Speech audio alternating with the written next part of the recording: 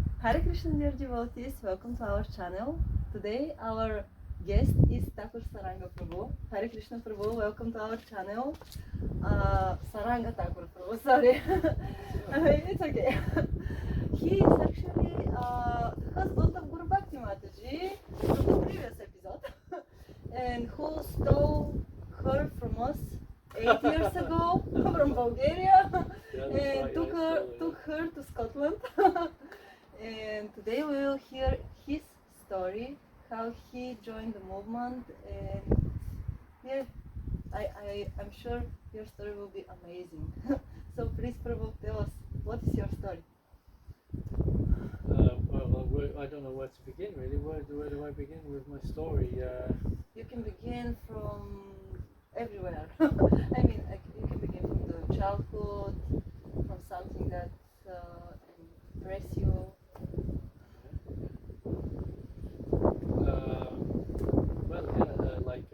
When I was a kid, then I went to the Sunday school where they taught about God, about Jesus. Yeah, Christian Sunday school. Oh yeah. Yeah. Okay. So your parents were Christians? No, they weren't Christians, but I don't know how I ended up in Sunday school. But I was somehow I think they just wanted a bit of free time, without looking after the kids. Okay. Okay. So I was at the Sunday school, and then I really fell in love with Jesus, like I loved the stories of Jesus and how he was like self-sacrificing and putting others before himself, and just trying to you could say set like the highest possible example of how to live, isn't it, in service to God. How to sacrifice yourself for the others. It's amazing, yeah. That's amazing. And what happened then? And then I went along to the Sunday school, but like when I was in my teenage years, then I turned away from God. But before that I was very connected with God. In fact, one man came to our school. One monk? Not a monk, just a Christian man. Okay. And he was teaching us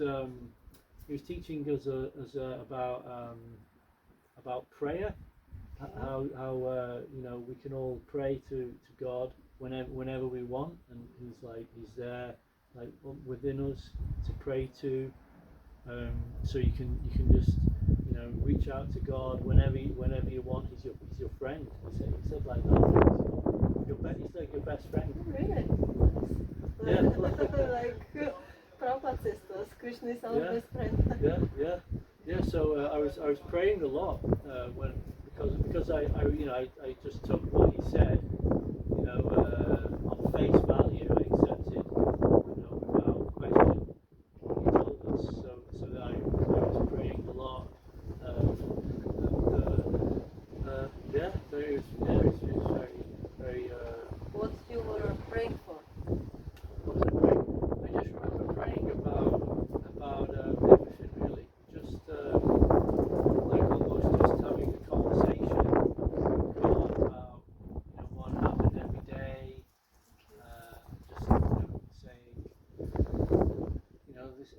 these things are happening in my life, or I've seen someone getting hurt. How can I do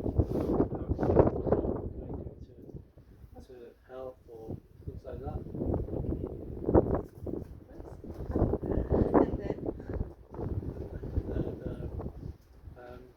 And then when I was a teenager, then I kind of turned away from God, and then it's very normal for in this age. Just experience something.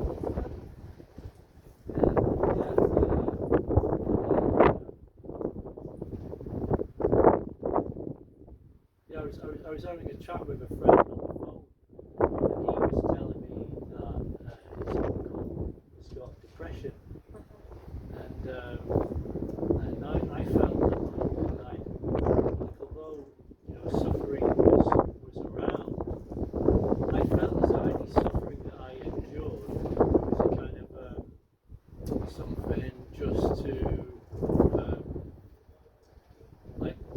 test me to see if I would carry on my faith in God.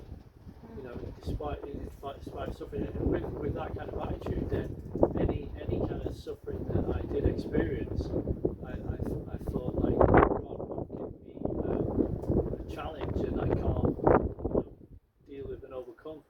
With like that kind of faith. That was the kind of faith I had.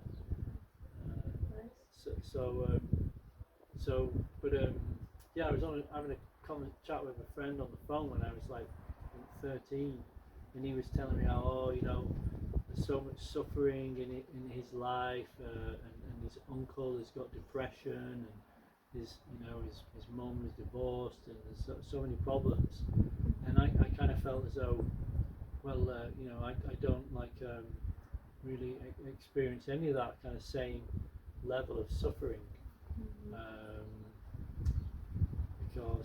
because I had like a connection with God, Yeah. Wow, that's very nice. Very nice realization. And then what happened? So then when I was a teenager, then I turned away from God, and got into alcohol, drinking beer, and all the kind of usual things, Mm-hmm. Yeah. The normal teenage things. Yeah. So then like a lot of other things happened, a lot of water under the bridge. One funny thing that happened was that my dad, he was in my teenage years, he was taking me doing sports to keep me off the streets, like kids hang around in streets, yes. and get up to mischief and Yes. kind of like hooliganism. Yes. Especially when there's nowhere to go, a lot of kids hang around in bus stops in Okay. in the UK. If there's like just a little shelter for a bus, like there's kids hang around in the bus stops because there's nowhere else to go. So anyway, my dad was taking me away doing sports so that I could hang around in like the bus stops. Okay. Got that. And so you started to sport. Doing sports, yeah.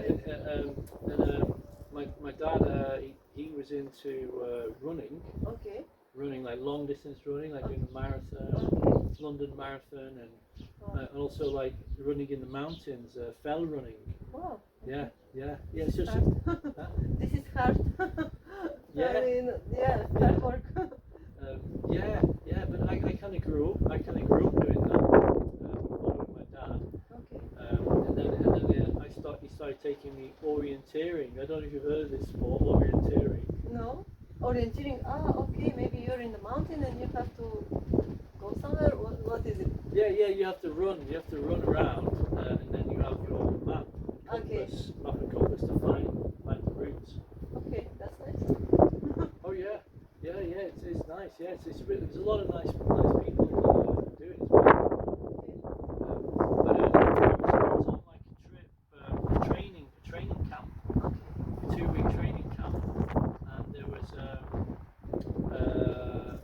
a class about sports psychology. Sports psychology. Okay, I understand. Yeah. Like particularly when you're at like the top level of sport, then you may be like physically capable of like running a race, or physically capable of like beating an opponent. Okay. But then it comes down to like the mind. Wow. Like you're physically capable, but what is the mind doing? Whilst you're doing the sport, are you like completely focused, or is your mind distracted? Okay. So and are you like there's a sort of psychology involved. Yes. Yeah. Sort of psychology, yeah. It's like it's a famous like. So there was a class on this training camp about sports psychology, and it talked about meditation. Oh. Okay. Yeah. And what about meditation? Well, it just talked generally about meditation, but because it was mentioned, something that can help you, perform better in your sport, whichever discipline you do. And when I got back, I found some meditation classes in my hometown. Wow. Which is Yeah. your hometown? My hometown is a town called Chorley. Chorley. Okay. Chorley. Like Chorley? Like Chorley, yeah. Okay. Chorley, yeah. It's called Chorley. So there was a class in the Railway Street Community Centre in Chorley. And there was a Buddhist Buddhist monk coming to give meditation classes. So I went along there. I was 16 when I went along there, yeah. So that meant like I kind of, was introduced to meditation and then later I found out about Hare Krishna meditation, which But how you found out the Hare Krishna meditation? well, yeah, it's a long story actually. Yeah, it's a long story. But this is our topic: how you came to Krishna consciousness through what? Well, really, just wanting to do something to help other people, really. Yeah, but there's a lot of different threads in my life that all came together to become part of the sangha of devotees,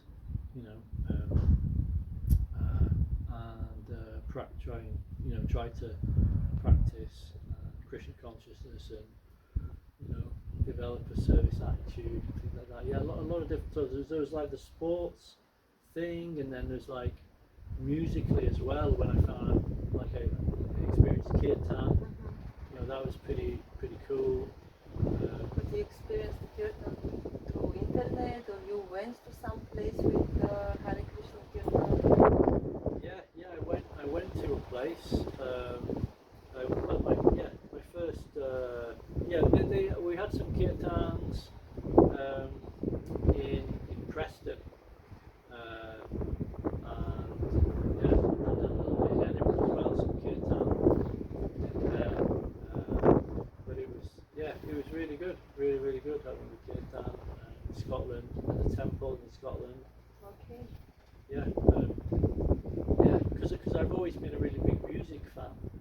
See, yeah, like I started listening to like my dad's records, and I had like loads of tapes, hundreds of like tapes of all like the latest bands that were out in the 90s. Wow. Okay. Yeah, I was really into music. It's funny because where I grew up was on one particular street in Leyland, nearby town. Then there was loads of kids like playing in the street, right? Okay. So we'd all come out in the street every day. We'd run around, we'd play football. There's hardly any cars back then, right? It's just a couple of cars. But then there was a big street. We could all play. But then when I was 9, we moved house to a different village, and there was no kids. It was like a slightly more affluent, wealthier neighbourhood, and there was no kids. So then I became like a recluse, like a hermit in my room, with like no kids from the other school. I was sent to a school I was only like a mile away, but the kids from the school were living in a different neighbourhood. So I was just so I started getting into like film, music, being more like internal, just in my bedroom. So I was listening to records and CDs, but then I thought, well, this recorded music is a bit dead, right? Because live music is called live because it's like alive, right? Because it's being played, right? So it's alive, right? Whereas recorded music is all real. Yeah. Okay. Yeah, so I was going on to all the big concerts in Manchester. I was teaching, catching the train, going to big theatres and stadiums and summer music festivals. So I was into like rock mainly, like bands, other bands like that, Offspring, and lots of other bands as well. But then later on in my youth, then I started getting more into like folk music, which is usually played in a pub with a band and an audience. Yes. So it's more intimate intimate. I once went along to a folk music festival, which was really good, in a town called Saddleworth. Okay. Yeah, they have a famous folk festival every year, Okay. and it was really good. There was like people like singing different songs from around the world, and it was just like very like lovely. You know, small groups of people just sharing music, and so my musical journey from like CDs to stadium rock to folk, and then I got to Kirtan, which was like we were part of the the band and the audience merged together, isn't it? Yes. We are doing together, Kirtan.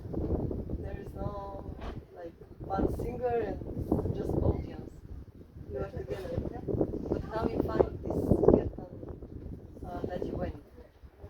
Oh well, yeah. I think the first most amazing kirtan that I went to is when I first visited the Scottish Temple, and there was a devotee there called the Shingavalaba Okay.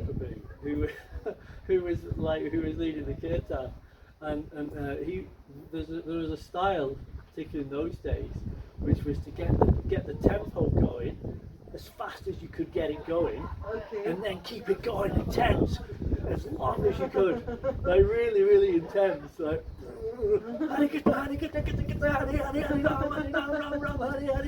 keep it going as fast as you could for as long as you could. That was the style in those days. Okay.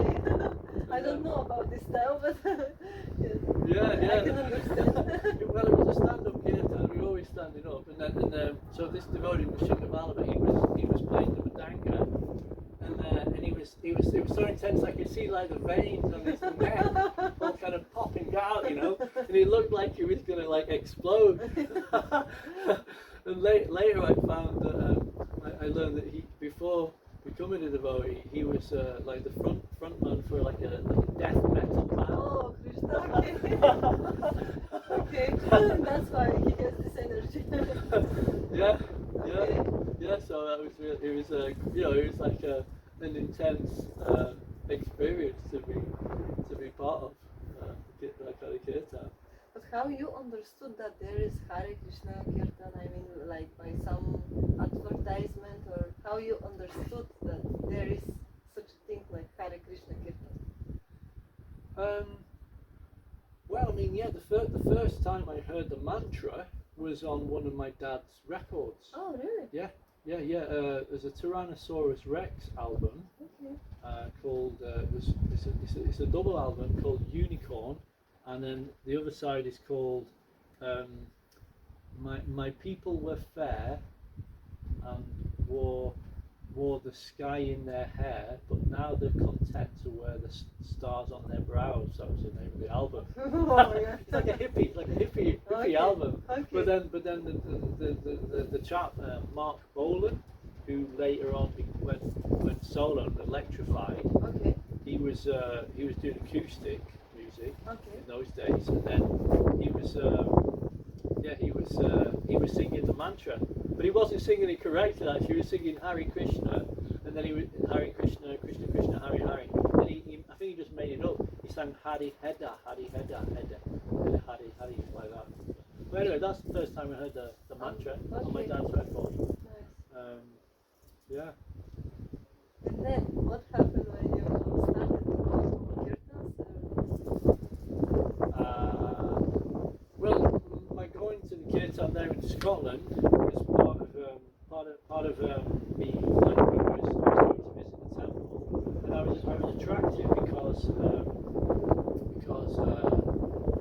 attracted because they had a piece of land. You were attracted to farming, or? Yeah. I was attracted to farming.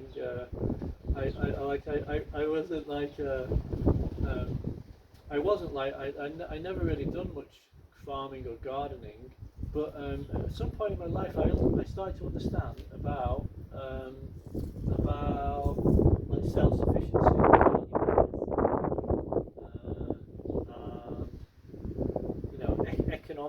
economically speaking. So I was interested in politics as well.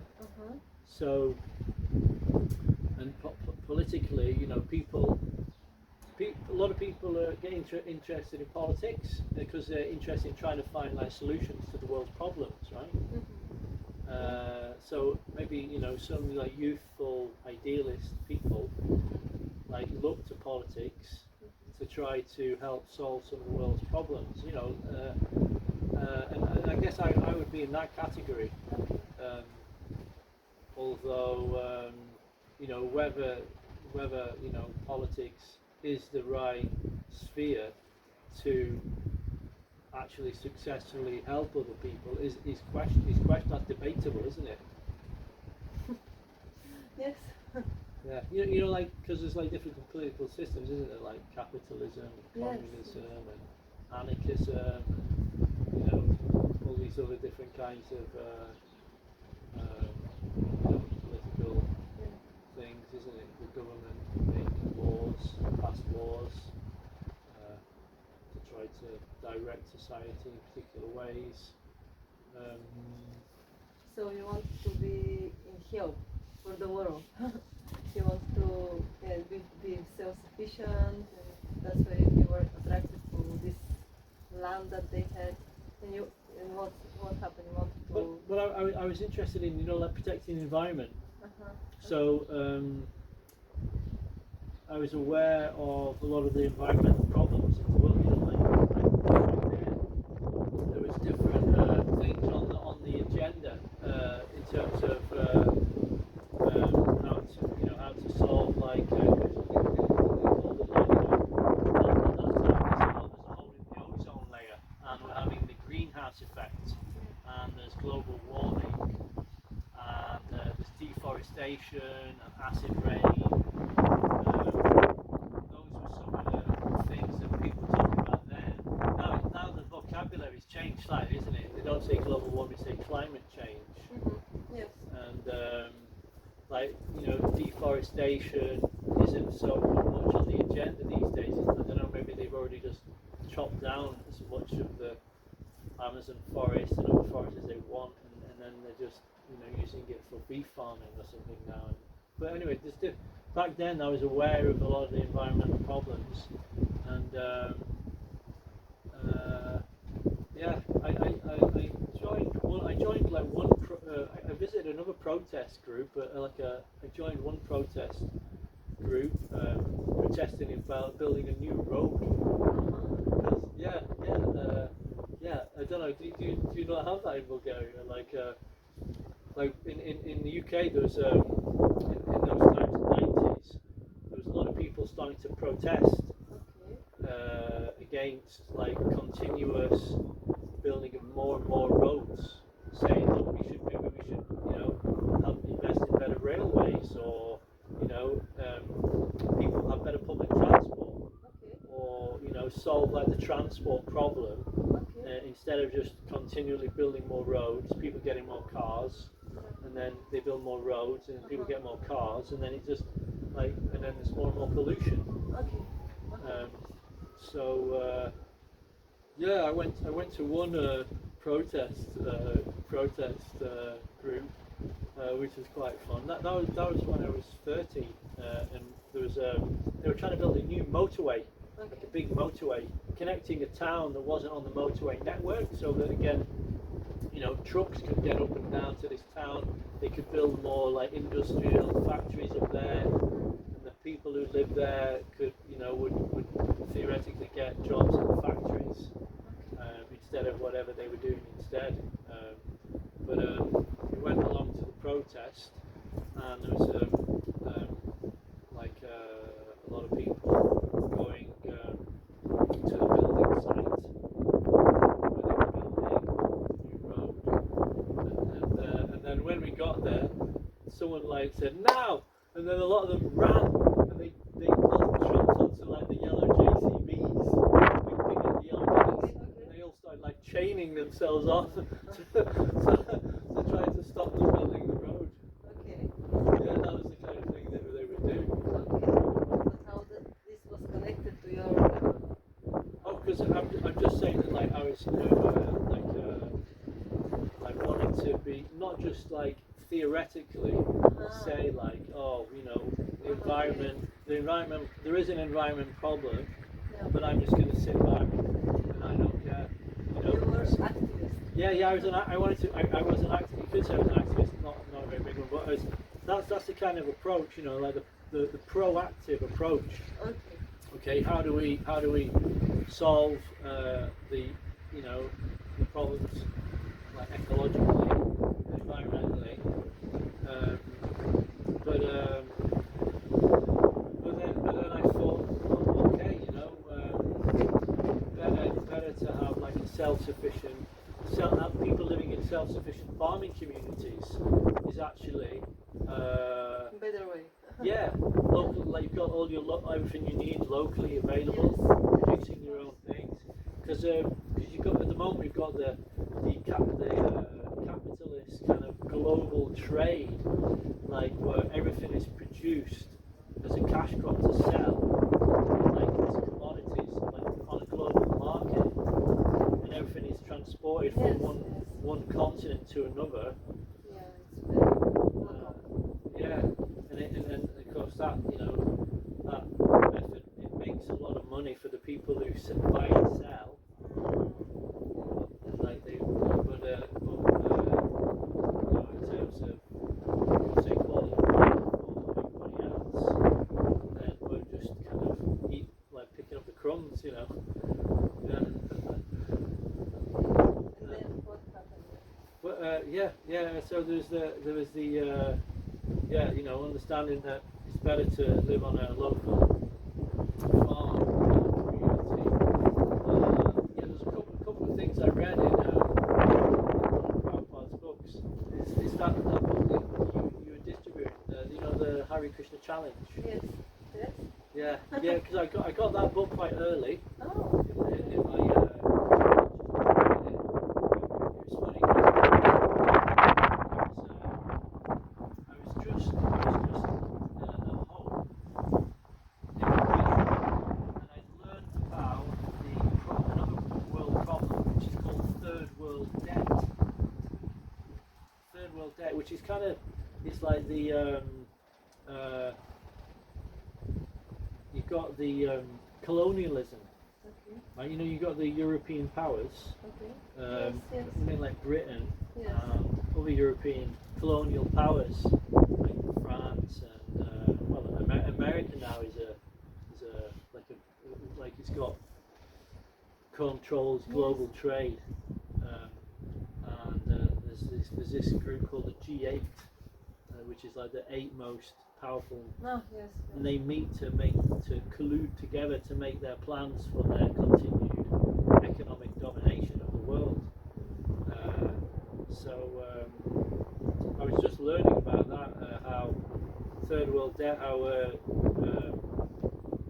European nations had lent out money to particularly African countries for development to build that infrastructure. But the money had really just been stolen by corrupt governments, But the country was still in debt, so that kind of shackled the country to whoever lent them the money, insofar as they were had no other option but to produce kind of goods which were shipped to back to the UK, like sugar, coffee beans, tobacco. Other kind of things like that, like the banana. You've got these banana republics as well, where there's we had a volunteer on the farm from Guatemala, and he told me that he lived next to the banana plantations, but all the best bananas were taken away on the ship to the UK, and then he and his family, they just all they got was basically the rotten bananas, what's left, So that's blatantly unfair and unjust. That so much of the land there in these countries, tea is another one. Isn't there? There's plantations where it's like a tea plantation, and everybody who works there, they get a little hut to live in, and they just have to pick the tea, and then at the end of the week they just get a little bit of money, which they have to buy basically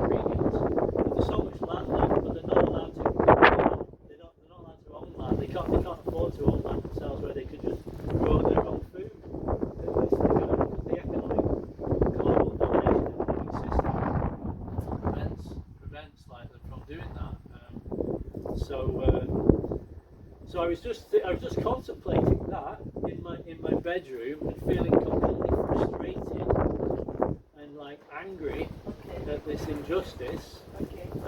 And I was thinking, okay, what can I do to address this problem? And I thought, okay, we need to give information. The real battle is for people's hearts and minds, not fighting against the system, but helping other people learn about it, understand it, and convinced that it's wrong. You know?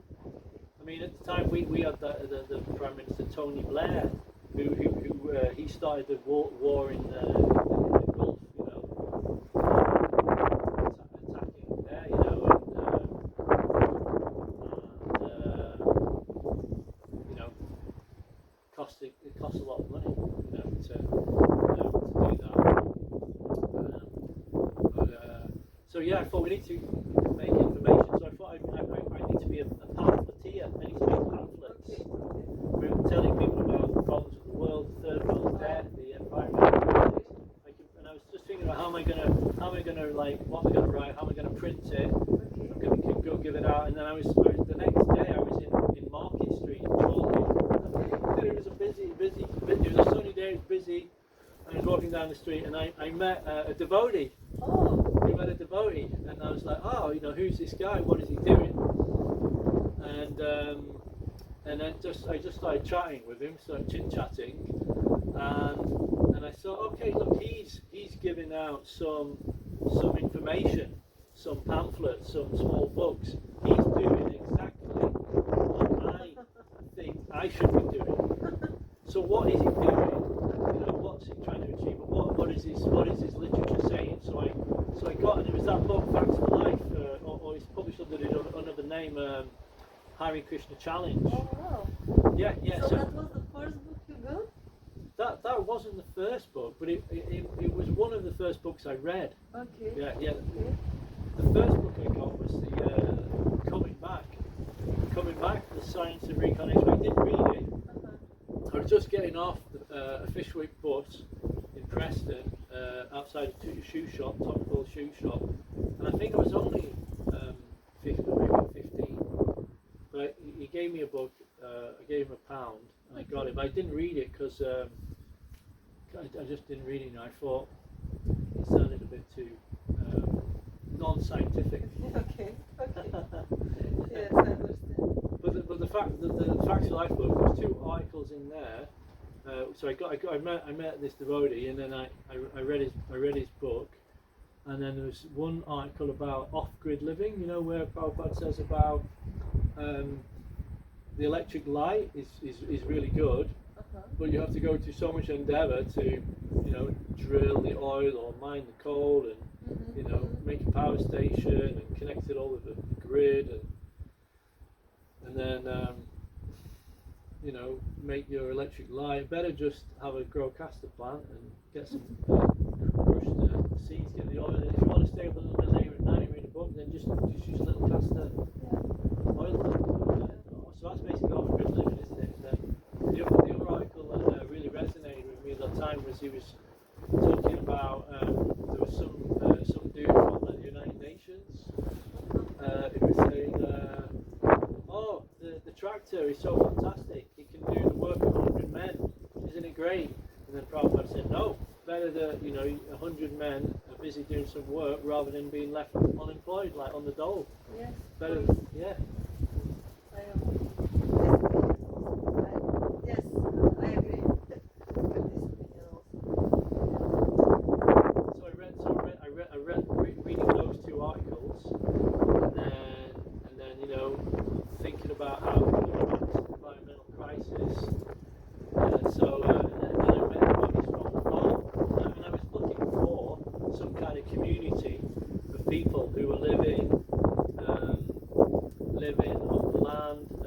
In the 60s and 70s in the UK, there was a lot of like hippie people and alternative thinking people, and what they usually did was they would squat, which means, I don't know if you're allowed to do it in Bulgaria, you're not actually allowed to do it in Scotland, but in England there's a law But if the house is empty, Oh, you can go in and live in it. oh, wow.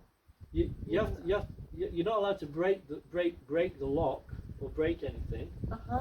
But anyway, the way people do it is you go along and then you break the lock and then you go away. Yes. And then you come back the next day and you say, oh, the door was open, and then you're allowed to go in and you can live inside.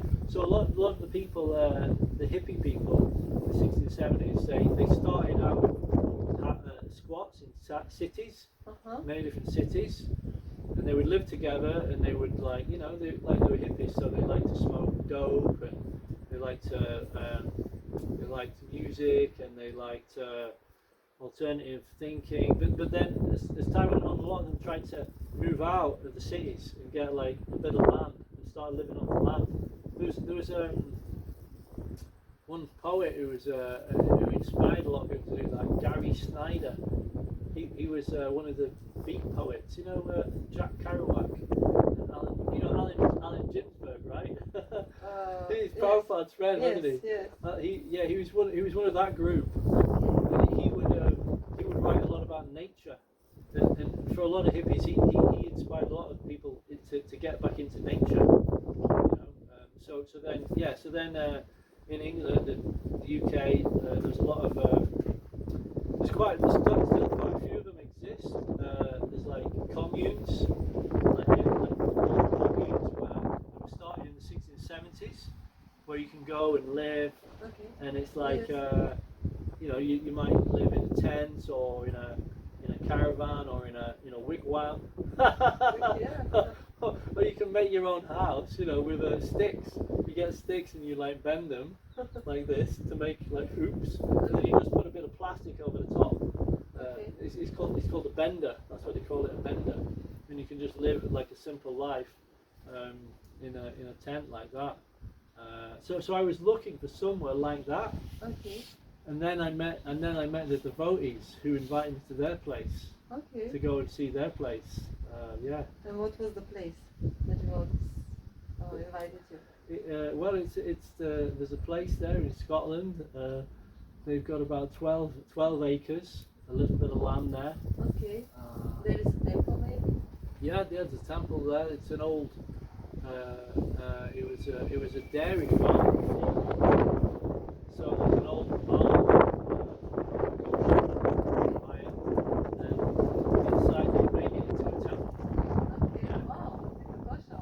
It's an old goshala, yeah.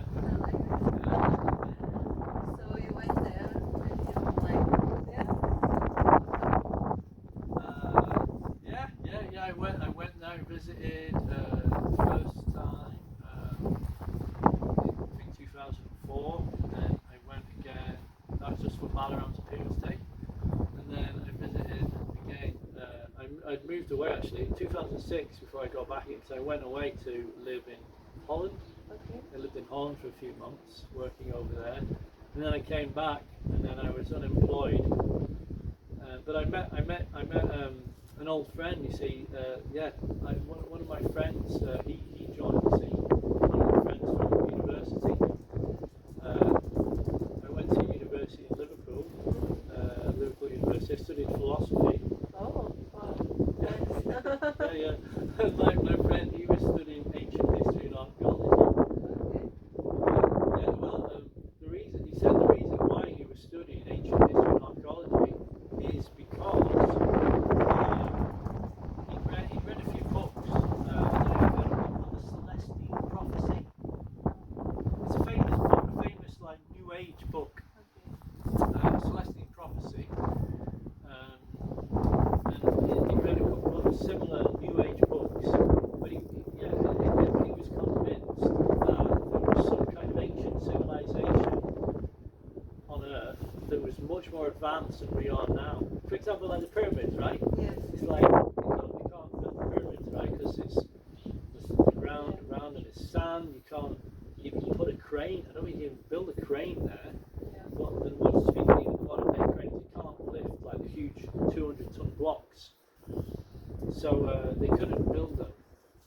So there must be some kind of ancient technology and advanced civilization that somehow that's that's been lost. So my friend, he was studying ancient history and archaeology because he was convinced. He was hoping to find it out on the course, about like such an ancient civilization. But he didn't find, because in academia the professors and lecturers are very conservative. They don't want to they don't want to anything that's considered a little bit speculative. They don't want to risk their credibility by endorsing anything that isn't just very straight down the line. But he discovered the devotees. They had a little place at the time in Liverpool. So he was going along there, and he was giving me a little bit of prashada. They made lugaloo, like with dried fruit and mixed with honey. Yes. So he was giving me some of this. They were making a lot of that, distributing that, and he was saying, like, getting me to say Goranga. Okay. And so he was gradually getting me into it, But then he left. You see, at the end of his second year, he dropped out, didn't finish his course, left, and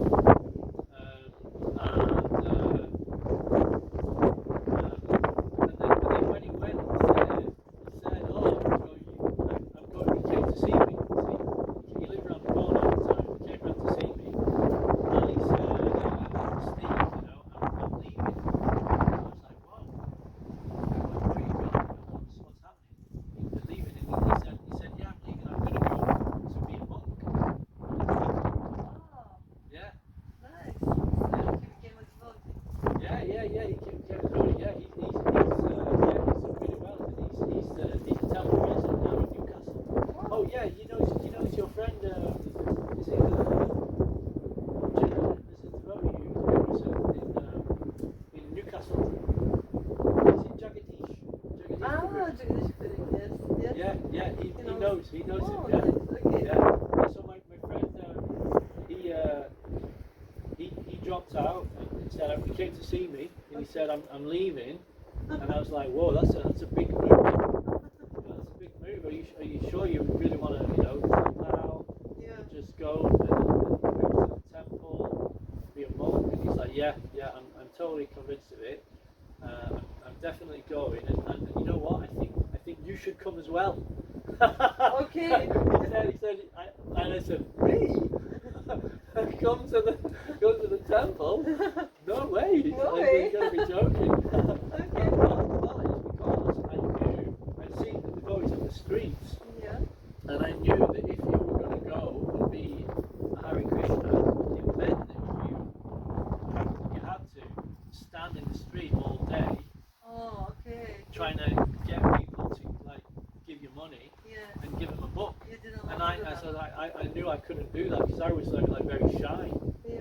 and I knew I didn't have the confidence to do that, So I was like, that was part of the reason, but as well, he was just like completely out of the blue, telling to say that he thinks I should go.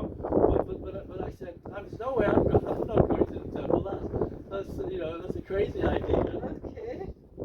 He said, but I said, why do you think I should go? And he said, because you're a devotee. And I said, I'm not a devotee. Because I didn't know anything about Krishna consciousness at all. I'm not a devotee. And he said, yeah, you are. I said, no, I'm not. I said, what makes you think I'm a devotee? He says, you've got a great picture of Krishna on your wall. And he pointed over my shoulder. And I had this so what it was I got a book off the devotee in the street. And I'd not read it, but I'd looked at the pictures. Because I was into the hippies. The hippie thing, I was into the flower people. So I'd seen a picture with flowers, pictures of flowers. I didn't know what it was. I didn't know what the picture was. But because of the flowers, I just stuck it on my wall. But it turned out that it was a picture of from the Nectar Instruction Book. And it was a picture of the Radha Raman deity with a flower garland on it. And I didn't know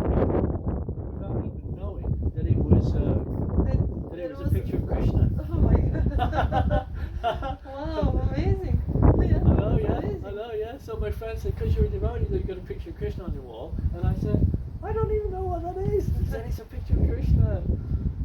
So anyway, yeah. So he convinced you to Well, what happened? Well, so after university, I went on and finished my course for a year, and then I got it, and then I moved to home, and then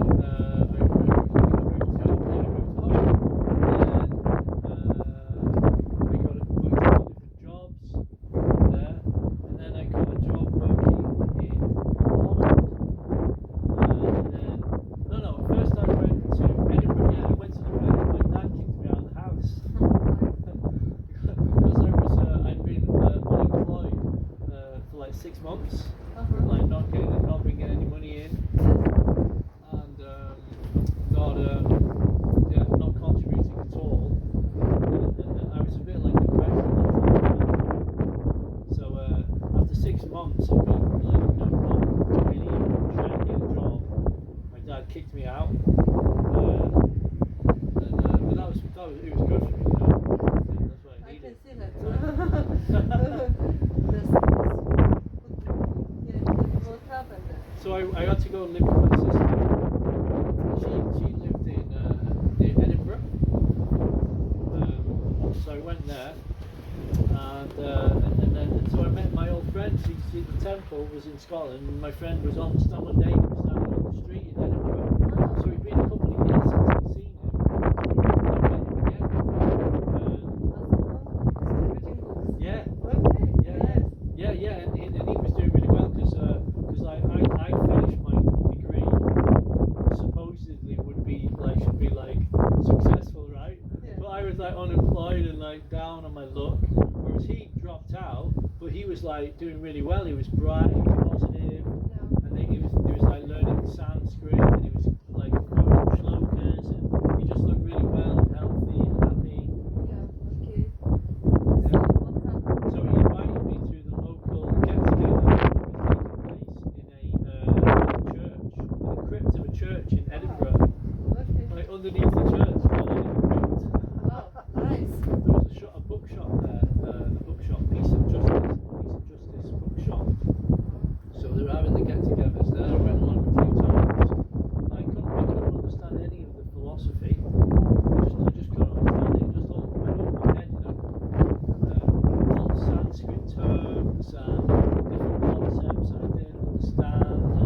And I just couldn't get my head around basically what I didn't understand what they were talking about at all. Because there's so many different words, right? Yes.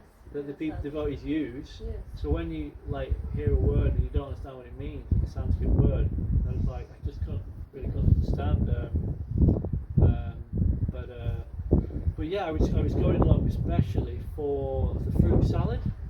Okay. Because I was really poor at the time. Okay. Yeah, I didn't have hardly any money. Okay. So I was going along for the fruit salad because they were giving out free food, you know. Okay, so you were going like every day or No, it was just once a week. once a week? Yeah. And gradually you started understanding philosophy? No, I didn't understand. I went for a few months, but eventually, because I was out of work again, I got a friend who offered me a job in Holland, so I went to Holland and worked there for 8 months. Okay. Yep, I went there, and that was really good in Holland. And then I came back to England, and again I was unemployed for about 6 months. But after about 6 months, I was going for a job interview in a local town, Wigan. It's a nearby town, and then I met my old friend again. Oh. Yeah, Okay. yeah. He was in the street there, distributing books. And then he again invited me for the local get-together, which at that time was Preston. So I started going along every week to Preston. Okay. And what happened then? There you joined or what? Yeah. There I kind of joined. Yeah. From there, I started visiting the temple, and then started chanting. Started chanting a few rounds, and then was chanting like 8 rounds. And then I visited the temple for the weekend, and one lady, Prema Mandri, she said, "Oh, whilst everybody everybody's here, everybody chants 16 rounds. Why don't you chant 16? So I chanted 16 rounds for the weekend. And when I went back home, I carried on like my 16 rounds every day.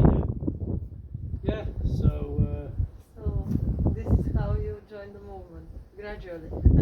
yeah, gradually. Yeah. And for me, it's like, you know, like in terms of my life, you know, my interests and how everything like tied together, you know.